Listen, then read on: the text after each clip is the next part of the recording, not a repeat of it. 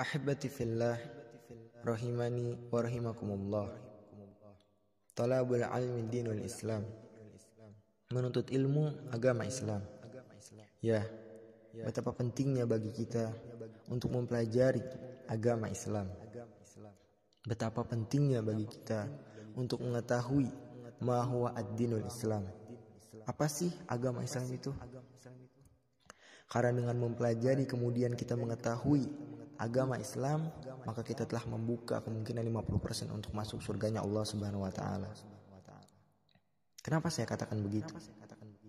Karena hanya dengan mengokohkan kalimat tauhid dan meyakini dengan keyakinan yang teguh bahwasannya tiada Tuhan selain Allah, maka itu saja sudah cukup untuk membuat kita masuk surganya Allah Subhanahu wa taala.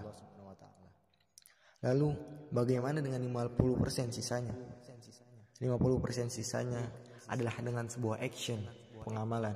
Karena tidak mungkin sebuah ilmu tanpa sebuah pengamalan.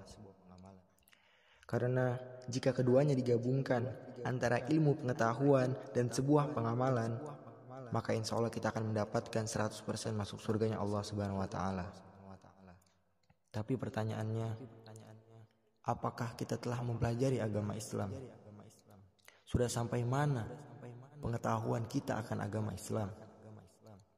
Apakah kita telah mengamalkan apa yang telah kita pelajari? Belum. Kita masih jauh dari hal tersebut. Kita masih banyak memiliki kekurangan. Kita masih sering melakukan kesalahan. Tapi apakah kita mau hanya berdiam diri di atas kebodohan akan ilmu agama? Apakah kita mau hanya berdiam diri di atas kebutaan akan sebuah pengamalan? Tidak. Oleh karena itu, marilah kita bersama-sama untuk mempelajari agamanya Allah, agama Islam. Karena mempelajari agama Allah adalah sebuah kewajiban bagi kita. Sebagaimana Nabi Muhammad SAW bersabda, "Talabul ilmi faridatun ala kulli muslim." Menuntut ilmu itu wajib bagi setiap muslim. Menuntut ilmu di sini artinya menuntut agama Islam, mempelajari agama Islam. Jadi jangan sampai kita lalai dari hal tersebut.